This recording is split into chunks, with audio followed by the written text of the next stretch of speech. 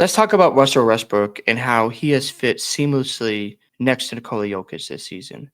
I, for one, wasn't sure about Westbrook and how he would fit in Denver, but looking at the way he's playing next to Jokic, the back cuts, being able to use athleticism at the rim, because when Jokic plays with athletic guys, he's able to find them in the paint, make those beautiful passes. And you're seeing Westbrook when he's cutting to the rim, he's using his athleticism, his height to get in the paint, to get the easy layups and dunks, to get the alley oop passes from Jokic.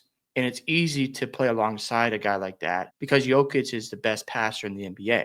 On top of that, ever since they've injected Westbrook into the starting lineup, Denver is 12-4. That's a 75% win rate. They just beat Dallas last night. Now I know Dallas doesn't have Doncic and they don't have Kyrie right now, but I think they're 23-15 right now, fourth in the West, 2.5 games behind Houston right now for the second seed. They're battling Memphis right now in a tight game.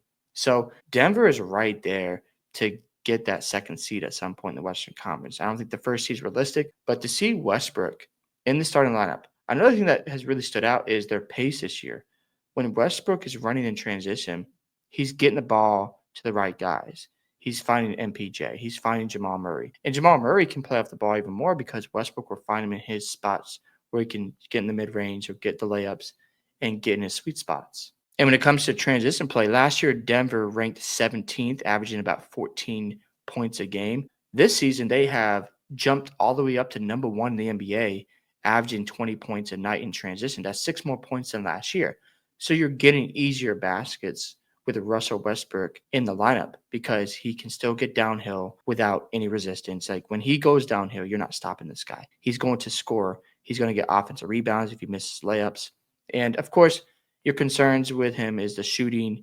And when you get to the playoffs, the game does slow down. But I think what's going to help Denver is his play off the ball. Because if he continues playing more off the ball where he doesn't need it, where he's cutting backdoor, where he's getting in the lane, and Jokic is able to find him, it keeps him on the basketball court. Of course, defensively, he's going to be a menace. He's going to be in your face. He's going to play with this energy. So I think having Jokic and Westbrook together, it has created this synergy, and you're seeing the chemistry look so flawless. It doesn't look like there's any problem with them playing around each other. And Jokic has really helped Westbrook become a better basketball player. And also shout out to Westbrook for learning to play more off the ball and letting Jokic be the primary distributor. And of course, Westbrook has his moments as well because he can make the skip passes, the swing passes, and move the ball. But it's good to see Westbrook playing to Jokic's strength because it keeps him on the basketball court. If he's just going to be a spot-up shooter, that's not Westbrook's strength. He's not a good three-point shooter. So if he's cutting to the basket, he's got a lot of advantages down low because he has that athleticism. You're not going to be able to stop him down there. He's going to draw fouls. He's going to play with force and intensity. And he's going to, even if he misses a shot, he's going for the rebound every single time. And that's hard to deal with, especially the way Jokic can pass the ball in those tight spaces. And a guy like Westbrook is able to get the ball and just get to the basket at will. Also, you haven't had Gordon in a while. And if, with him back, hopefully he can get in a good rhythm with these guys. And yeah, Denver, I don't know if I can call them contenders quite yet. I know some people have them as NBA contenders. And the reason why I'm waiting is because I would like to see them get another shooter on this team, just for more spacing.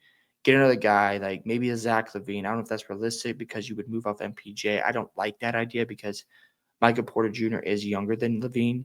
I know there's talks about Jimmy Butler. If I'm Denver, I'm going to get some more shooting just to space the floor, help this offense out, and maybe get a third option because there are nights where Jamal Murray might not have it. I know obviously in the playoffs, he should turn it up. But what if he doesn't? What if he goes through some struggles like he's doing this regular season? Not to say he's been bad at all, but he's had his moments, and Jokic has had to carry a bigger load. So if I'm Denver, I'm going to this trade season. I'm thinking, okay, I've got Pate Watson. I love the way he can play defense. He's very versatile, very athletic, and he's showing that he can, be a pest on defense. I love Westbrook, Christian Brown. You're going to give up somebody at some point. I wouldn't give up MPJ. I think he's too valuable. He's athletic. You can't just teach that, especially he can do the catch and shoots and the pull-up jumpers. It's hard to just get rid of a guy like MPJ. I know he had his struggles. I think it was the second round of the playoffs. He didn't shoot the ball too well. But I still think he's going to be phenomenal for Denver, and he's reliable as a role player. He just plays his role really well. So I still think shooting would be important for Denver just to improve this roster because there could be a series where, like Dallas last year when they played the Clippers. Obviously, Jokic is on the Clippers, but they said to Westbrook, shoot the ball. It's fine. We don't care. We'll play 5-on-4 and leave you in an island. So if they're in a situation where a team strategizes, they're game planning for Denver, and they're just letting Westbrook shoot the ball, and Denver can't counteract that, that's not a good sign. I don't think that's going to happen though, because again, Westbrook is doing a great job back cuts, getting open, and not just sitting somewhere where the defense can leave them on the island and just play, 5-on-4 when they're on the offense side of the ball. You're making them, you make the defense guard you. You're cutting, you're getting to the hole. You're making them, decide, okay, we can either double rush or we can guard the three. We have to make a decision because we know he's going to use his athleticism to his advantage. We know Jokic is going to find those tight windows and he's going to get Denver easy baskets. So if we're not shooting the three ball well that night, and Denver is getting their offense, I know they don't rely on the three-point shot, but they're going through a game where they're getting easier shots. They're getting to the line. He's getting the defense in foul trouble. Now you put pressure on them to score the basketball. And now, well, we're not shooting three well. We can't generate a lot of offense. And then Denver just pulls away. So if I'm the Nuggets right now, I still want more shooting on this team just to help with the spacing and help Nikola Jokic out. I would maybe consider a third option or fourth option on this team, just to help Jamal Murray and Jokic with situations, especially with shooting. That's what I'm looking at right now. I know there's been talks about Zach LaVine that might cost him MPJ, so I'm not a fan of that. Maybe a guy like Trey Murphy for the Pelicans. I don't think he's, even in the market, but maybe you find out if he is because the guy's a bucket getter. He's a great three-point shooter. He can put the ball on the floor. And, man, you put him with Denver, you really unlock a new level of offense. But the Nuggets are competing right now. I got to give them a lot of credit. Jokic right now, I know they got SGA ahead of him for MVP. Totally understandable. You look at the record and the adversity that he's had to overcome without Chet and without Hartenstein at portions of the season. Caruso's been out. There's been a lot that SGA's had to carry for OKC, and they've been so elite all year long. But I think the MVP race is far from over. If Denver gets the second seed in the West, and Jokic is just absolutely destroying folks, and you have Westbrook elevating his game. I mean, he wasn't doing this all the time playing off the ball, and now he's in Denver, and he deserves credit. I know he's been scrutinized a lot because there are times where he can be a little erratic, but Westbrook is a Hall of Famer. There's no doubt about it. And if he gets to the playoffs, I think he's going to be better. You can't get any worse than the way he's played. I think, having Jokic helps him a lot because he's like, you know what? If I put pressure on the defense, then they have to pay attention to me. And Jokic is going to find me. We can go for alley-oops, alley-oop dunks, layups, cuts, backdoor, and he's going to find me every single time. And that's a scary thought. So I love what Westbrook is doing. Keep it up.